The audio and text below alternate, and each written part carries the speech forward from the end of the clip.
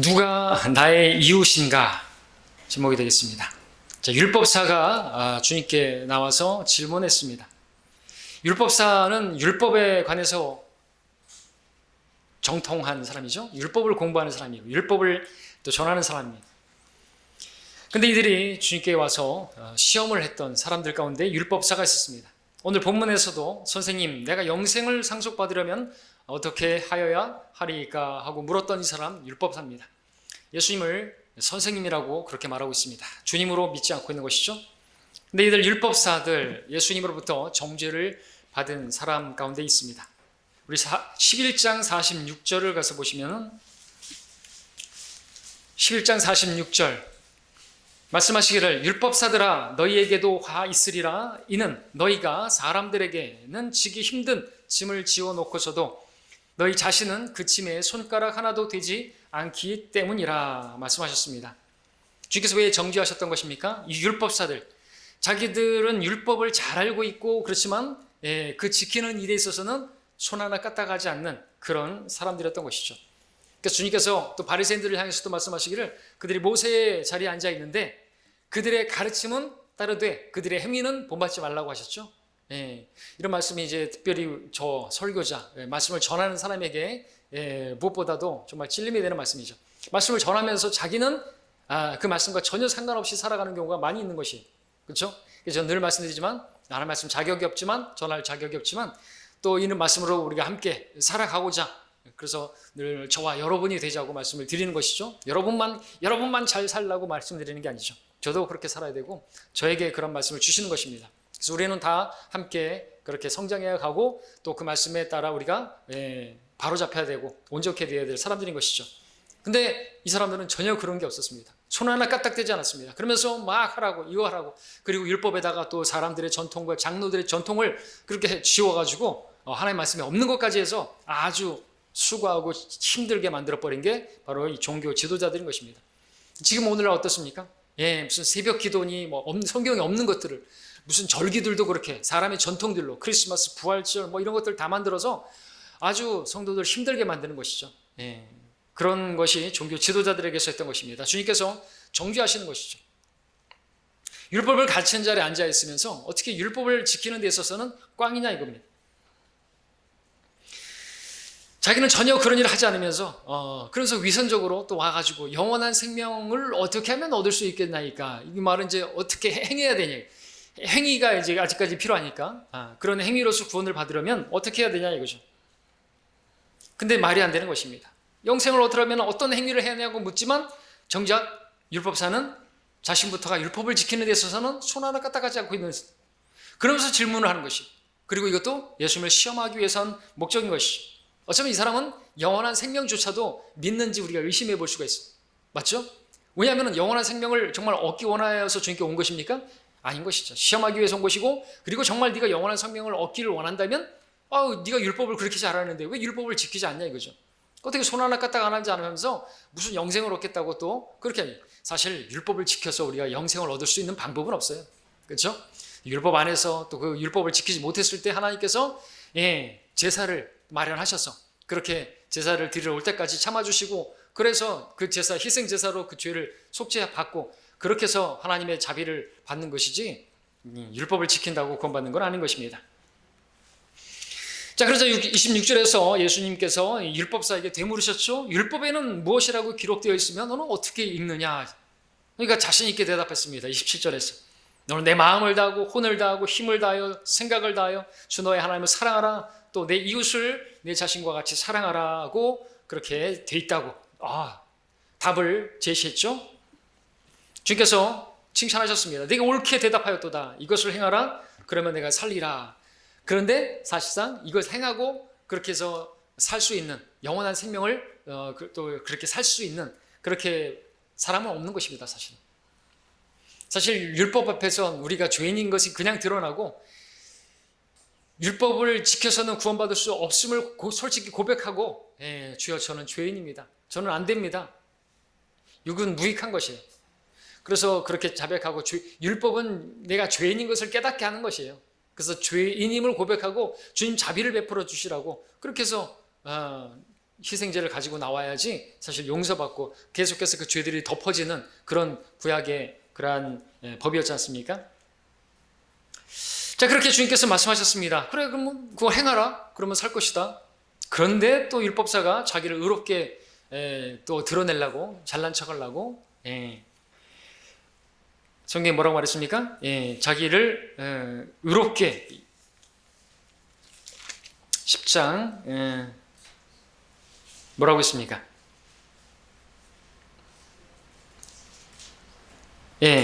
29절에서 자신을 의롭다고 주장하고 싶어서 자기를 의로운 척하려고 주님께 말씀드렸습니다. 그런데 누가 나의 이웃이니까?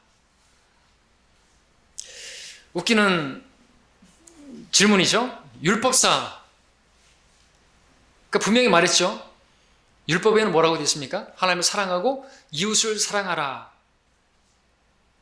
그것이 율법입니까? 그 모든 것이 거기 두 계명이 달려있다고 그랬죠. 그런데 명색이 율법사라는 사람이 이웃이 누군지 몰라요? 그러면서 율법을 안다고? 그러면서 이웃을 사랑하라고 말을 한다고? 이웃을 사랑하라고 자기 입으로 말을 해놓고 그게 율법인 줄 알면서 누가 이웃입니까? 라고 물어보면은 그러면은 이웃이 누군지도 모르면서 자기는 율법을 지키겠다고요? 말이 안 되는 거지 않습니까? 우리도 알아야 될 게 있습니다. 우리 이웃이 누구인가? 모르는 사람도 있어요. 내가 누구를 사랑해야 되고 내가 누구를 섬겨야 될지를 모르는 사람도 있어요. 어떤 사람들은 내가 하나님만 섬긴다고 생각하는 사람이죠. 나는 교회는 모른다고 생각하는 사람이 있습니다. 저 불신자들은 마귀 자식이니까 내가 저들을 사랑해야 될 필요가 없다고 생각하는 사람들도 있습니다. 성경대로 믿는 사람들 중에 또 있을 수가 있습니다. 우리는 잘 알아야 되는 것이죠. 이웃이 누군지 모르면 우리가 섬겨야 하고 우리가 그렇게 구원해야 할 사람들을 잃어버릴 수가 있어요. 사랑이 없으면 구원할 수 없으니까. 이웃이 누군지 이웃을 사랑하라고 했잖아요. 근데 이웃이 누구냐? 교회만이에요? 넓게 생각할 수 있어야 되는 것입니다. 체리티만 사랑이 아니고 러브도 사랑인 것입니다. 그래서 형제 사랑을 이야기할 때는 체리티를 쓰지만 우리 폭넓게 우리가 러브도 해야 되는 것입니다. 사랑해야죠, 이웃을. 사랑으로 우리가 복음을 전해야죠. 사랑 없이 복음 전하면 주님이 역사하지 않으신다니까요. 다시 한번 우리가 이 말씀으로 받는 것입니다. 자, 이런 상황 중에서 주님께서는 선한 사마리아인의 비유를 말씀해 주신 것입니다. 이 비유가 우리에게 가르쳐 주는 것은 무엇인가? 율법이 무엇인지를 보여주고 있고요. 이 비유를 통해서 주님께서는 그리고 우리의 이웃이 누구인지를 보여주고 있는 것이 비유의 말씀인 것입니다. 자, 근데 이 주위에 많은 사람들이, 교회들이 이 비유를 통해서 결국 어떤 것을 이야기합니까? 우리도 가난하고 소외되고 어려운 사람들, 강도 만난 자같이 그렇게 어려운 가운데 있는 사람들을 구해주고 그들에게 봉사하고 그래야만 우리가 영생을 얻을 수 있을 것처럼 그렇게 행위권을 가르치는 그런 설교를 하고 있는 것이 사실이고 여러분들도 그런 설교를 들으셨을지도 모르겠습니다. 그러면 안 되는 것입니다. 때문에 우리는 오늘 이 비유 가운데서 이 율법이 무엇을 하는 것인가? 율법이 과연 무엇인가? 그리고 이 선한 사마리아인은 누구인가? 우리 이웃이 누구인가? 이 비유 속에 사실 감춰져 있는 우리 주 예수 그리스도를 발견하기를 원하고요. 그래서 그 말씀을 전하고자 하는 것입니다. 자, 이 비유의 말씀이기 때문에 사실 해석이 필요합니다. 이 비유를 가르치기 위해서 지금 사용되어진 모든 소재들이 나오는데 그 나름의 그 의미들이 다 있습니다. 그것을 말씀을 드리고자 하는 것입니다. 자, 주님께서는 이 비유를 말씀하시기 전에 두 도시를 말씀을 하십니다. 두 도시를 등장시키십니다. 하나는 예루살렘이고 또 하나는 여리코죠. 예루살렘에서 여리코로 내려가는 어떤 사람이 강도를 만난 것입니다. 반쯤 죽게 되었죠. 제사장이 지나갑니다. 그냥 도와주지 않고 지나갑니다. 그 다음에 레위인이 지나갑니다. 그냥 지나갑니다. 그러나 선한 사마리아인이 그를 보고 가엾게 여기고 그에게 포도주와 기름을 그리고 여관에 데려다 주고 그리고 여관 주인에게 두 데나리온을 주면서 잘 돌봐주라고 이렇게 하는 내용이 나오죠. 하나하나 다 의미가 있는 것입니다. 자, 예루살렘 그리고 여리코 두 도시가 나오는데 이 두 도시의 거리는 약 25km 정도 떨어져 있고 거기는 사람이 살지 않는 그런 광야와 같은 길인데 옛날부터 거기에는 이제 도둑이나 강도가 출현이 잦았다고 합니다. 아닌가 아니라 본문에서도 보니까 거기에서 강도가 나타나서 이 어떤 사람을 그렇게 반쯤 죽였다고 그렇게 기록하고 있을 것을 보니까 실제로 그렇게 강도가 많았던 것 같습니다. 자, 그런데 여기 강도는 무엇을 보여줍니까? 일단 우리는 마귀, 사탄을 보여준다고 비유 들 수가 있습니다.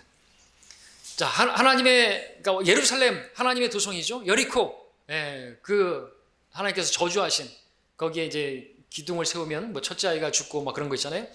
그런 하나님께서 저주하신 그 여리코 성 참나시키시고 거기를 세우면 안 되는 그런 곳이죠. 예루살렘에서 여리코로 가는 것이, 이것은 하나님에게서 이제 부정적인 방향으로 가는 것입니다. 세상으로 가는 것이고, 자, 그렇게 하는데 거기에 강도가 나타났습니다. 마귀가. 그런 사람들 결국 멸망시키기 위해서 하나님을 떠나서 죄악으로, 세상으로 가게 만드는데 그 길에 가만히 내버려둬요. 결국 죽이는 것이죠. 하나님의 품을 떠나서 사는 모든 인간은 이처럼 사탄의 공격을 받게 된다는 것을 보여줍니다. 그리고 주님은 이 강도에 대해서 이런 말씀을 하신 적이 있었는데, 내 앞에 온 자는 모두 다들 도둑이요 강도들이라. 도둑은 오직 도둑질하고 죽이고 멸망시키려고 오지만 내가 온 것은 양들로 생명을 얻고 또 풍성히 얻게 하려 함이라 했습니다. 나는 선한 목자라 그랬습니다. 사탄은 죽이고 멸망시키는 자이죠. 히브리어로는 아바돈, 헬라어로는 아플론, 파괴자여 멸망시키는 자라는 뜻을 가졌습니다. 자, 또 예수님과 율법사의 질문으로 시작된 이 예수님의 비유, 선한 사마리아인의 비유를 통해서 볼 때 이 강도는 사탄에게, 그리고 또 두 번째는 이 강도를 율법에도 적용할 수가 있는데, 그럴 수 있는 근거는 이 강도가 강도 만난 이 사람의 옷을 벗겼던 것처럼 율법 역시 인간들의 수치를 그대로 드러내는 일을 하죠. 또 강도가 그 사람에게, 이 어떤 사람에게 상처를 입혔듯이 율법 역시나 죄의 상처, 정죄, 고통을 주고 결국 죽음으로 몰아가기 때문에 율법이라고 적용할 수 있습니다. 율법이 들어온 것은 범죄가 더 많아지게 하려 함이라는 로마서 5장 20절의 말씀처럼, 율법은 죄가 무엇인지를 깨닫게 하는 그 역할이 바로 율법이 주어진 목적인 것입니다. 그러면 율법을 제대로 파악한 사람은 율법을 통해서 영생을 얻으려 하는 이 율법사 같은 사람이 아니라 자신의 벗은 것과 같은, 그리고 수치스러운 것을 안고 괴로워하는 그 사람이 바로 율법을 제대로 이해한 사람이죠. 율법 아래 정죄받고 있는, 그 율법으로 인해서 자기는 정죄를 받고 있는 것이, 그런 자신을 보는 것, 그리고 부끄러운 자신을 보는 것, 그것이 영원한 생명에 이를 수 있는 사실 첩경인 것입니다. 강도 만난 자가 반쯤 죽었다고 했듯이 죽음에 임박한 자신, 심판 앞에 놓여진 자신을 보는 것, 결국 강도를 만나 반쯤 죽게 된 이 사람, 심판 앞에 놓여진, 멸망 앞에 놓여진 죄인의 모습이라 할 수가 있습니다. 자, 이제 등장하는 인물들을 또 보면 또 율법이 무엇인지를 볼 수 있는데, 우선 제사장이 나오고 그 다음에 이제 레위인도 보게 되는데, 먼저 31절을 보시게 되면은, 그때 어떤 제사장이 우연히 그 길을 가다가 그를 보았으나 다른 편으로 지나갔으며 그랬습니다. 자, 30절을 먼저 읽으면, 예수께서 대답하여 말씀하시기를, 어떤 사람이 예루살렘에서 여리코로 내려가다가 강도들을 만났는데 그들이 그의 옷을 벗기고 상처를 입히고 반쯤 죽은 채로 버려두고 가느니라. 근데 어떤 제사장이 거기를 가다가 그냥 보고 지나간 것입니다.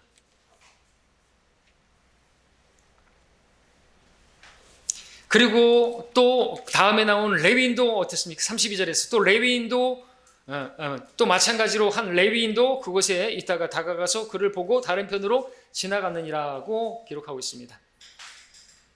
자, 이들이, 제사장과 레위인이 이 반쯤 죽은 사람을, 그냥 죽은 자나 마찬가지인 이 사람을 보고 그냥 지나쳐간 게 이유가 뭘까요? 이유가 뭘까요? 다름 아니라 그것은 율법 때문입니다. 그러니까 율법은 이처럼 사람을 살리는 게 아니라 죽이는 것이, 죽어가는 사람을 살릴 수가 없는 것이, 생명을 줄 수 없는 것이 율법인 것이죠. 율법에 뭐라고 되어 있습니까?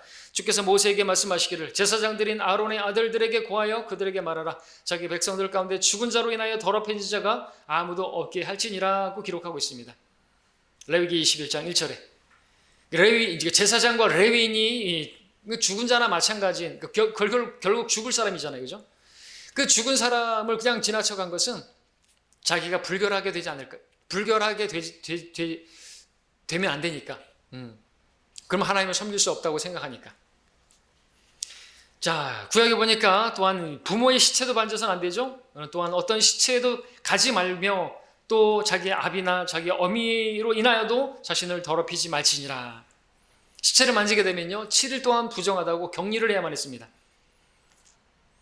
더 정확히 들에서 죽임당한 그 사람 만질 수 없다는 게 율법이 있습니다. 민수기 19장 16절에서 누구든지 들에서 칼에 살해된 자나 시체나 무덤, 사람의 뼈나 무덤을 만진 자는 7일 동안 불결하게 된다. 결국 죽게 된 사람을 봤지만 거의 죽은 것이나 마찬가지인 사람을 봤을 때 피해갈 수밖에 없었던 이유는 그들에게 있는 율법 때문이라는 것입니다. 그들은 그 율법 때문에 자신이 불결해지는 것이 두려워서 피했던 것이죠.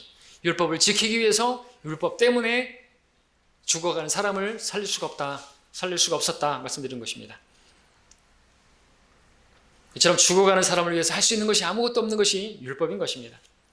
자, 이제 비유의 주인공 사마리아인이 등장합니다. 선한 사마리아인. 이 사마리아인은 율법사들이 미워하던 사람입니다.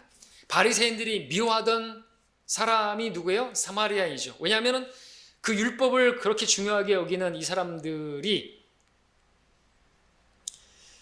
근데 사마리아인들은 그 율법을 무시하고 그 유대인이 이방인과 섞여서 혼혈이 된 사람들이 사마리아인이란 말이죠. 그래서 사마리아인을 보면 개 취급을 했습니다. 이방인 취급했습니다. 미워했습니다. 정죄했습니다. 때문에 율법을 고수하던 율법사들이 그 율법을 어기고 그런 그 혼혈의 사마리아인들을 미워하는 것은 당연한 것으로 보이죠. 그러니까 더더욱 그 율법을 붙들고 있으니까 더더욱 그 사마리아인 그게 사실 이웃이고 섬겨야 될 대상인데 자, 근데 이 사마리아인이 여행 중에 거기에 이르렀다고 기록하고 있습니다. 답부터 말씀드리지만 이 사마리아인은 바로 우리 주 예수 그리스도를 보여주고 있죠. 그리고 우리도 이제 결국에 마지막에는 우리도 주님처럼 하라고 말씀하잖아요. 가서 너도 그와 같이 하라. 우린 주님처럼 해야 되는 것입니다. 이 사마리아인처럼 해야 되는 것입니다. 주님처럼 해야 되는 것이죠. 자, 이 사마리아인이 예수님이라고 했는데 그럴 수 있는 근거는 이 사마리아인이 여행 중이라고 했습니다. 하늘에서 떠나 이 땅에 오신 그리고 오셨다가 다시 셋째 하늘로 올라가실 그렇게 떠나가실 예수님을 보여주고 있습니다. 아까 좀 전에 우연찮게 또 우리 형제님들 교제할 때 그 심수봉의 백만송이 장미 그 노래 잠깐 이야기를 했는데 그 사랑은 주는 것이다 이렇게 이야기 나오면서 갑자기 예수님께서는 이렇게 하늘에서 내려오셔서 이 땅에서 그렇게 주님의 사명을 감당하고 그렇게 사랑을 보이시고 올라갔죠. 근데 그 노래도 보면은 그렇게 백만송이 사랑을 피우고 그러면 하늘나라로 갈 수 있다네. 다분히 행위구원을 가르치고 있는 그렇게 사랑을 하고 그렇게 백만송이의 꽃을 피우게 되면 그리운 하늘나라로 갈 수 있다네. 이거 심수봉이 기독교인인데 다분히 행위구원을 가르치고 있는 것입니다. 그래야만 우리가 그렇게 사랑을 행해야만 우리 선한 사마리아인처럼 그렇게 선을 행하고 그렇게 사랑을 행해야만 하늘나라로 갈 수 있다라는 것이죠. 그게 아닌 것이죠. 그렇게 생각하면 되는 것입니다.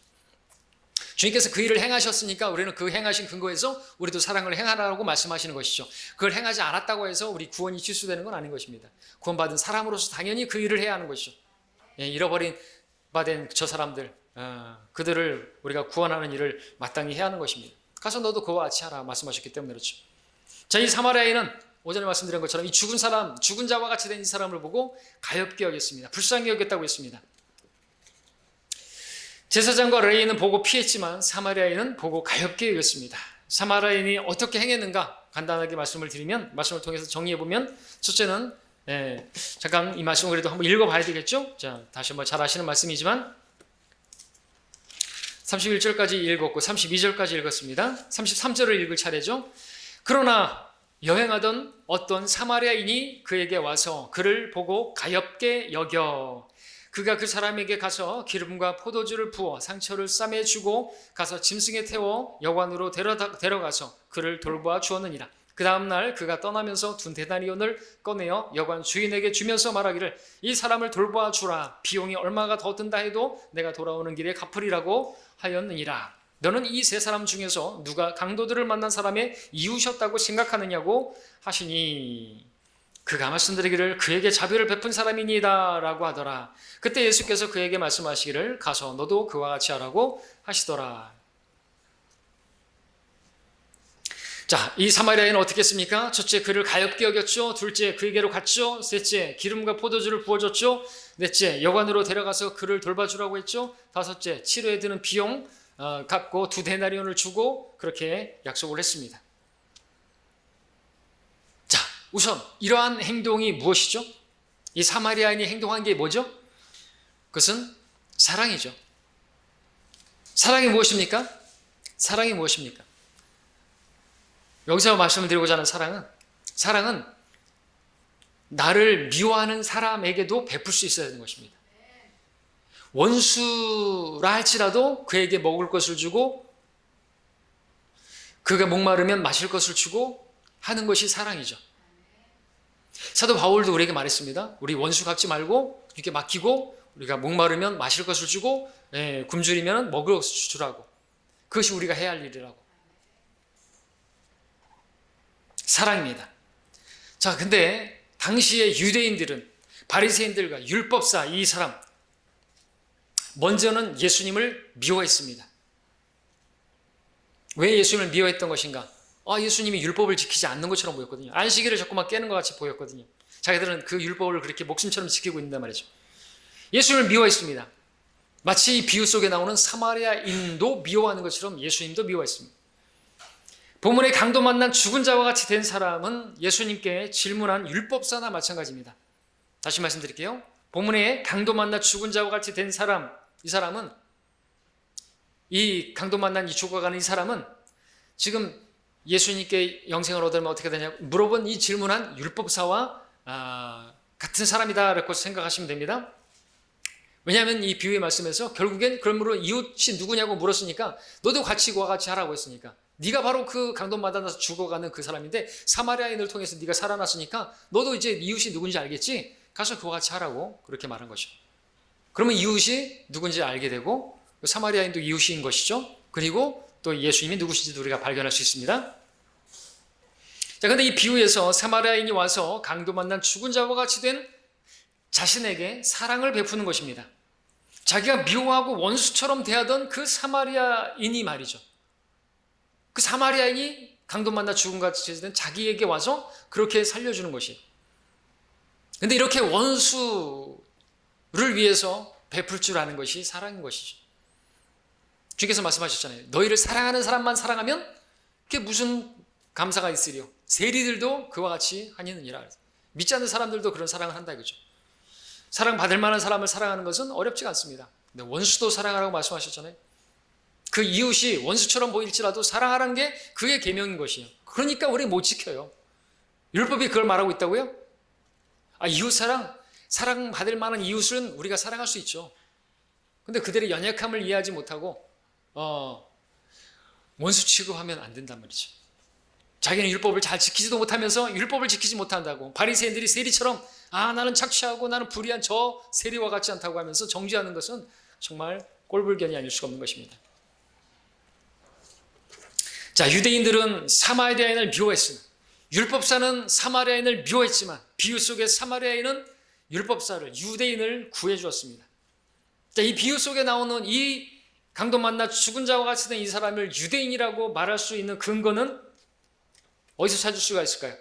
물론 주님께서 너도 그와 같이 가라고 말씀하셨기 때문에 그렇고 그 강도 만나 죽은 자가 바로 그 자신인 것을 말하고 있고 그죠? 율법사는 바로 유대인이니까 말이죠. 그리고 그가 예루살렘에서 여리코로 가던 사람이라고 성경에 나와 있죠. 만약 이 강도 만난 사람이 여리코 사람이었다고 한다면 예루살렘에 왔다가 돌아가는 길에 이런 식으로 표현했어야 할 것입니다. 실제로 사도행전의 8장에 보니까 에디오피아 내시가 예루살렘에 경배드리러 왔다가 돌아가는 길에 빌립을 만나서 이사야 53장의 말씀을 듣잖아요. 그죠? 그런 식으로 기록되었을 거란 말이죠. 그리고 예수님께서는 먼저 유대인들, 자기 백성에게 오셨다고 말씀하고 있지 않습니까? 근데 그 유대인들이 예수님을 미워하고 예수님을 정죄하고 십자가에 못 박았죠. 그럼에도 결국엔 주님께서는 그 유대인들을 구원하려고 오셨던 분이고 첫 번째는 그들을 위해서 죽으신 분이 바로 예수님이시지 않습니까? 이처럼 예수님은 사마리아인과 같은 그런 사랑을 보여주신 분이십니다. 다시 말해서 나를 미워하고 나를 저주하고 정죄하고 그런 그들을 위해서도 십자가상에서 저들을 용서하고 저들을 위해서 십자가의 사랑을 나타내 보여주신 분이 바로 주님이시라는 것이죠. 예수님은 공의로우시고 거룩하신 분이십니다. 그러나 그분은 죽게 된 자를 불쌍히 여기시는, 가엾게 여기시는 분이십니다. 이 사마리아인이 바로 그 죽어가는 사람을 불쌍히 가엾게 여겼던 것처럼 우리 주님께서 그렇게 가엾게 여기시는 분이시죠. 오전에 봤던 것처럼 그 마귀 들려서 미친 그 사람도 가엾게 여기셔서 거기까지 오신 거 아닙니까? 자, 그런 분의 우리 주님의 동정심이 있으셔서 오늘 또 저와 여러분들이 구원받은 것이죠. 우리에게 베풀어 주신 자비가 있기 때문에, 그분의 사랑이 있었기 때문에 우리가 구원받은 것입니다. 자, 그럼 이제 등장하는 기름과 포도주, 여관에 대해서도 생각해 보겠습니다. 자, 사마리아인이 강도 만난 자에게 가까이 가서 기름과 포도주를 부었다고 했습니다. 그와 같이 주님께서는 우리에게 기름과 같은 성령님을 부어주셨습니다. 포도주와 같은 보혈을 흘려주셨습니다. 율법의 정죄 아래 죽어가던 죄인들인 우리들을 위해서 귀한 피를 흘려주실 뿐만 아니라 그 성령님을 우리에게 부어주심으로써 우리를 치유시켜주고 우리를 구원해 주신 것입니다. 율법의 정죄 아래 죽을 수밖에 없는 죄인인 다시 솟아나게 되는 일에는 바로 예수님의 보혈과 성령님의 역사가 있었던 것이죠. 자, 그리고 이 사마리아인이 상처를 싸매고 짐승에 태워서 여관으로 데려갔다고 했습니다. 여관은 또 어디에 적용할 수 있습니까? 여관은 교회에 적용할 수 있다. 왜냐하면 이 땅에서 주님의 피로 구원받은 성도들 모두 나그네요, 타국인이요, 순례자들, 여행자들이라고 말할 수 있습니다. 이 땅에 정착하는 것이 아니라 우리는 이따가 돌아갈, 그래서 이 땅에 있는 그 거처가 바로 여관과 같은 것입니다. 돌아갈 본향 있는 나그네들입니다. 그 나그네들이 모여서 쉼을 얻고 힘을 얻고 또 기운을 얻고 한 곳이 어디입니까? 교회인 곳이죠. 우리가 밖에서 전쟁하다 싸우고 돌아오고 밖에서 그렇게 강도 만나가지고 그런 사람처럼 힘을 잃었다 할고 또 그런 상처를 받았다 할지라도 교회 돌아와서 하나님의 말씀으로 다시 힘있게 공급을 받아서 세움을 받는 것이죠. 그래서 여관에 비유할 수가 있는 것입니다. 그러므로 본문은 그 여관은 오늘날 주님의 교회에 적용이 될 수가 있습니다. 자, 선한 사마리아인이 하던 일을 보십시오. 단지 강도 만난 사람을 살리기 위해서 기름을 붓고 그 다음에 포도주를 붓는 것으로 끝나지 않았죠? 그를 길에 버려두고 그냥 자기 갈 길을 가고 말았지 않았죠? 여관으로 데려갔습니다. 그처럼 예수님께서도 자신의 피로 자신의 생명을 준 성도들을 그냥 구원해 주시고 마는 것이 하나님의 뜻이 아니라 반드시 하나님의 교회로 그렇게 데려가기를 원하시는 주님이시죠. 요한복음 16장 16절에서 또 나에게 이 양우리에 들지 아니한 다른 양들이 있어 내가 그들도 데려와야 하리니 라고 말했습니다. 주님께서 원하시는 것은 단지 구원만 받는 것이 아니라 사실은 교회로 데려오는 것, 교회에 속하게 하는 것이 하나님의 뜻이죠. 주 예수 그리스도를 믿으라, 그리하면 너와 내 집안이 구원을 받으리라. 그 집안이 구원 받으려고 한다면 그 사람이 교회에 속해서 양육을 받아야죠. 그래서 성장을 해야죠. 그래야지 주님의 사랑을 품고 그들에게 복음을 전해서 가족 구성원들도 구원받을 수가 있죠. 나 혼자 믿고 나 혼자 하늘나라 가는 건 하나님의 뜻이 아니는 것이죠. 그래서 여기서도 여관으로 데려간 것을 보게 되죠. 자, 선한 목자이신 주님께서는 양들을 들에 방치하는 것이 아니라 그렇게 싸매졌다고 해서 그만두는 것이 아니라 양우리로 데려오시는 분이십니다. 그처럼 성도들도 세상에 방치된 것을 방황하는 그런 것을 원치 않으시고 교회로 데려오시는, 교회로 인도하기를 원하시는 분이신 것이죠. 그래서 우리도 복음을 전하지만 교회 오라고 말하는 건 아니지만 그래도 복음 전하고 구원받았으면 성경을 읽으시고 기도하시고 하나님께 기도하셔서 성경대로 믿는 교회에 출석하셔야 된다고 우리가 구령하고 추청하고 설교할 때도 그렇게 하는 것입니다. 사실은 해야 되는 것이죠. 거기까지만. 자, 이제 비유에 나오는 이 두 데나리온도 생각해 보겠습니다. 이 선한 사마리아인이 그 여관 주인에게 두 데나리온을 줬습니다. 강도 만난 자를 돌봐달라고 부탁했습니다. 자, 이 두 데나리온은 당시 로마 시대의 노동자의 이틀 품삯이었습니다. 하루 품삯이 여러분 포도원의 비유에서 보는 것처럼 한 데나리온이 하루 일꾼의 품삯이었습니다. 근데 유대에서 이틀 품삯은 은 반세켈이었습니다.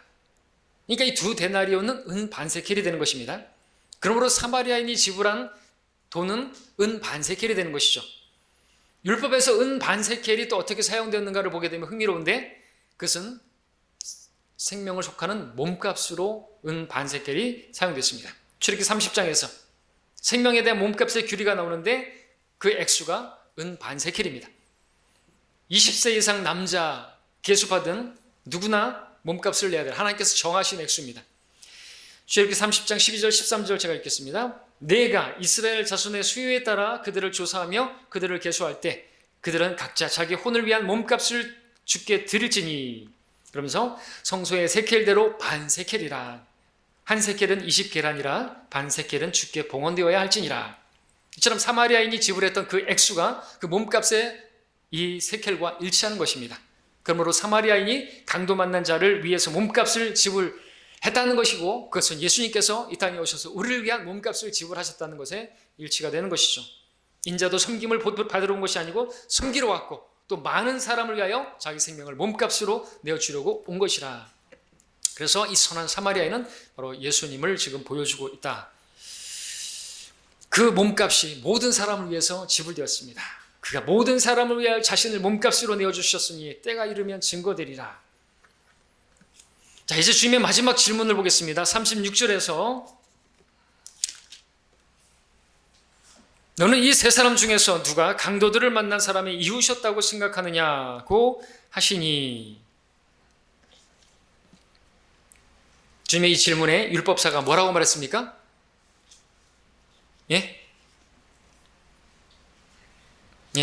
그에게 자비를 베푼 사람이니이다. 이렇게 말하면 안 되는 거 아닌가? 그죠? 뭐라고 대답해야 되죠? 사마리아인입니다 라고 말을 해야 되는데, 그에게 자비를 베푼 그 사람입니다 라고 말하는 거예요. 이 율법사의 마음에 아직도 그 사마리아인에 대한 쓴뿌리, 그 미워하는 마음, 정죄하는 마음이 있었던 것이, 차마 그 입으로 사마리아인이라고 말할 수가 없었던 것이죠. 그럼 아직도 누가 이웃인지를 모르고 있는 것이죠. 그러면서 이웃을 사랑해야 된다고요? 아니, 이웃이 누군지도 모르면서 이웃을 사랑하는 것이 율법이고 그 영생을 얻겠다고 왔단 말이죠? 말이 안 되는 것입니다. 그리고 자기 입으로 말했죠.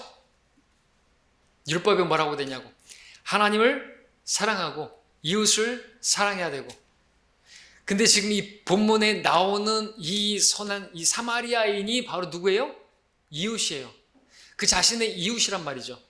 죽게 된 율법을 지키지도 못하면서 율법을 통해서 자기가 구원받겠다고 하는 거의 죽은 자나 다름없는 지인데, 자기에게 자비를 베풀어준 그가 누구예요? 사마리아인이죠. 이 사마리아인은 누구예요? 예수님이죠. 예수님은 누구예요? 율법사가 미워하고 정죄하던 시기하던 그 사람이죠. 예수님을 싫어했어요. 왜? 율법을 어기는 것 같으니까. 근데 그분이 누구죠? 하나님이세요. 그분이 하나님이면서 그분이 바로 이웃이세요. 이해하시겠습니까? 예수님은 하나님이시면서 이웃이란 말이죠. 근데 자기 입으로 말했잖아요. 율법에 뭐라고 돼 있냐? 하나님을 사랑하고 이웃을 사랑하라고. 근데 지금 자기는 하나님이신 그분을 미워하고 있고 이웃인 그분을 미워하고 있으면서 자기가 영생을 얻겠다고 하고 있는 것이, 이렇게 다 깨져버린 논리가 어디 있습니까?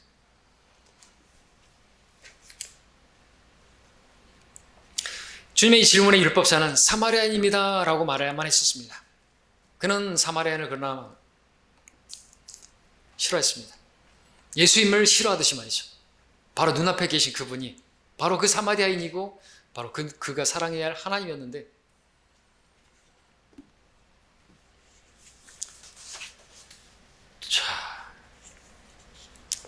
이 비유 속의 사마리아인에 해당하는 자기 앞에 계신 예수님도 사랑할 수 없는 그런 사람이었던 것이죠. 율법사는 이웃을 사랑하는 것이 율법이고 그 율법을 지켜야만 영생을 얻는다는 것을 머리로는 알고 있었지만 그 이웃에 대해서는 전혀 사랑할 수 없는 그런 사람이었던 것이죠. 여기서 다시 한번 분명하게 적나라하게 드러나는 것은 사람은 율법을 지킬 수 없다라는 것이 여기서도 드러나는 것이에요. 율법은 지킬 수 없는 것입니다. 하나님 사랑하고 이웃 사랑하라고? 근데 지금 자기 앞에 놓인 그 하나님이시면서 이웃인 그 예수님 사랑하지 못하고 있잖아요. 그분도 하나님도 사랑하지 못하고 있으면서 안 된다는 거죠. 자신이 미워하고 있는 사마리아인이 바로 그 이웃이며 자기 앞에 서 계신 예수 그리스도께서 바로 자기가 사랑해야 할 그 이웃이고 그 하나님이세요. 자, 이쯤 되면은 그는 베드로처럼 주님 앞에 엎드려서 주여 나는 죄인이로소이다. 세리처럼 가슴을 치면서 죄인인 저에게 자비를 베풀어 주소서라고 해야만 하는 것이에요. 근데 문제는 뭐예요? 자기들이 스스로 의롭다고 주장하고 나는 세리 같지 않다고 하는 그런 사람들 구원받지 못합니다. 교회 다니는 사람들 중에서 자기가 행위로서 의롭게 되려고 하고 교회 열심히 다니고 하나님을 위해서 뭔가를 하면은 테레사처럼 그렇게 선을 행하고 백만송이 장미의 꽃을 피우려고 하는 그런 사람들은 구원받지 못합니다. 절대로 못 받아요. 죄인임을 깨닫고 이 선한 사마리아인 같이 주님께서 그렇게 오셔서 우리를 위해서 피를 흘려주시고 그리고 기름 성령님을 우리에게 부어주시고 그렇게 해서 구원받는 거예요. 몸값이 지불돼야 되는 것입니다. 예수님의 그 데나리온처럼 그렇게 몸값을 지불해야만 우리가 구원받을 수 있다는 것을 보여주고 있는 것이죠. 자, 이제 주님께서 마지막 말씀하시면서 대화가 끝납니다. 가서 너도 그와 같이 하라. 자, 이 말씀이 우리에게 가르치는 바가 무엇인가? 가서 너도 그와 같이 하라. 우리가 넓게는 첫 번째는 이제 율법에 매여 있지 말라는 그런 말씀으로 들을 수 있습니다. 왜냐하면 율법은 아무것도 할 수 있는 것이 없으니까. 율법은 오히려 죽이는 것이니까. 율법에 매여 있어서 사랑할 수가 없었던 것이죠. 비유에 등장한 제사장이나 레위인이나 이 율법사의 모습인데 아무도 구원하지 못하잖아요. 예, 그 짐승이 구덩이에 빠져 있는데 안식일이라고 지키지 못해요. 왜? 율법이 그 양도 못 살리는 것이에요. 율법을 고수한다면 어떤 생명도 소중하게 여기지도 못할 뿐만 아니라 죽이는 일, 가두는 일, 구덩이에 까졌는데 그냥 죽는 걸 쳐다보게 만드는 게 뭐예요? 그러니까 그런 율법에 매여 있지 말고 그 청산하라는 것이죠. 자, 이것은 오늘 우리에게도 교훈을 주는 바가 큽니다. 여러분들이 가지고 있는 율법과 같은 어떤 기준이 있죠. 여러분의 잣대 있죠. 오전에 같은 지팡이 같은 그런 것들을 내려놓으라는 것입니다. 내 기준, 내 판단, 내 생각 붙들고 있으면요, 우리는 사람의 생명을 귀하게 여길 수가 없는 것입니다. 그에게 다가갈 수도 없고 그를 위해서 희생할 수도 없습니다. 그들을 사랑할 수 없다는 말이죠. 내 정당성, 내 기준, 판단 거기서 벗어나라는 것이죠. 여러분들이 생각하는 이 유대인들이 사마리아인에 대해서 가지고 있는 그 편견, 여러분의 그것이 우리에게 기준. 난 저런 사람은 싫어. 교회 안에서도 나는 내 마음에 안 드는 저 사람에 대해서 저 사람이 어떻게 바뀌면 내가 사랑한다. 그런 기준도 다 내려놔야 된다는 거죠. 그런 것이 여러분에게 율법 같은 것입니다. 그러고선 절대로 그 사람을 사랑할 수도 없고 그 사람을 세워줄 수도 없고 아무것도 못하는 것이에요. 나는 이렇게 거룩한데 뭐가 정말 그렇게 거룩해요? 둘째로 원수도 사랑하라는 말씀이죠. 가서 너도 그와 같이 하라는 것이에요. 네가 원수처럼 여기는 그 사람이 바로 네 이웃이라는 것이에요. 여러분들도 저 원수처럼 여기지 마셔야 되는 거죠. 저 믿지 않은 사람이라고 해서 원수처럼 여길 게 아니래요. 마귀 자식이라고 막 함부로 말하면 안 돼요. 저는 마귀 자식이 아니었나요? 그렇잖아요.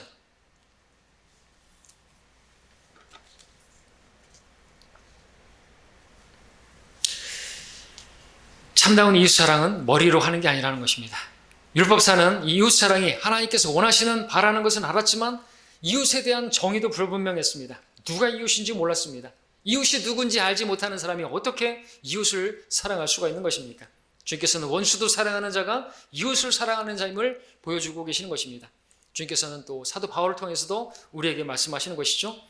원수가 줄이거든 먹이고 만일 목마르거든 마실 것을 주라 이거죠. 우리가 해야 될 것은 그거예요. 원수도 사랑하라는 것이죠. 그리고 셋째, 비유 속에 사마리아인이 강도 만난 자의 이웃이 되었듯이 사탄에게 사로잡힌 모든 사람들을 구원하는 이웃은 바로 예수 그리스도라는 사실입니다. 그러므로 예수님께서 사람들을 살리는 이웃이라는 사실을 깨닫고 우리도 가서 예수 그리스도의 사랑으로 이웃을 살리는 그 일을 하라고 하시는 말씀이 이것이죠. 가서 너도 그와 같이 하라. 모든 편견, 내 기준 다 버리고 우리도 예수님처럼. 이런 베드로에게도 어땠습니까? 주님께서 환상을 보여주시면서 가서 잡아 먹으라. 먹으라. 이방인들이에요. 개, 돼지 이런 거 불결한 부정한 그런 것들이 뭐 이방인들에 가서 복음 전하라는 거잖아요. 근데 베드로는 편견에 사로잡혀 있었잖아요. 그래서 그걸 깨기 위해서 3번이나 그 환상을 3번이나 연거퍼서 보여줬었잖아요. 아, 나는 부정하고 난 불결한다. 저 이방인들에게 어떻게 내가 이방인들에게 가지고 복음 전하라고요? 절대로 그런 일을 나는 못합니다. 하나님께서 거룩하게 하신 것을 네가 부정하다고 하지 마라 이거죠. 그렇죠? 예수님의 피로 저들 다 구원받은 것입니다. 구원받은 게 아니라 그들의 모든 죄가 사해진 것이죠. 그치? 복음 전하면은 그들도 구원받는 것이에요. 복음 전하지 않으면 내가 문제지. 저 사람들이 문제입니까? 나에게도 누군가가 전했기 때문에 예수님께서 선한 사마리아인처럼 그렇게 하늘에서 떠나서 나에게 오셔서 나를 위해서 그렇게 희생하시고 하셨기 때문에 내가 구원받은 거 아닙니까? 근데 내가 다른 사람들을 향해서 미워하고 정죄하고 그러고 있다면, 외모로 판단하면서 저 마귀 자식이네 하면서 그런다면 구원받지 못한다는 거죠. 우리 여러분의 믿지 않는 남편도 아내도 가차식들도 마찬가지입니다. 자, 사마리아인이 보여준 것처럼, 또 주님께서, 우리 예수님께서 보여주신 것처럼 죽을 죄인들을 구원하는 그 일을 저와 여러분들이 하기를 원하시는 것입니다. 이제 여러분에게 주님께서 물으십니다. 누가 너의 이웃이냐? 여러분의 이웃은 누구입니까? 여러분이 희생해서 살려야 할 사람이 있습니까? 있으시죠? 네, 그럼 여러분도 가서 그와 같이 하시기를 바랍니다. 기도하겠습니다.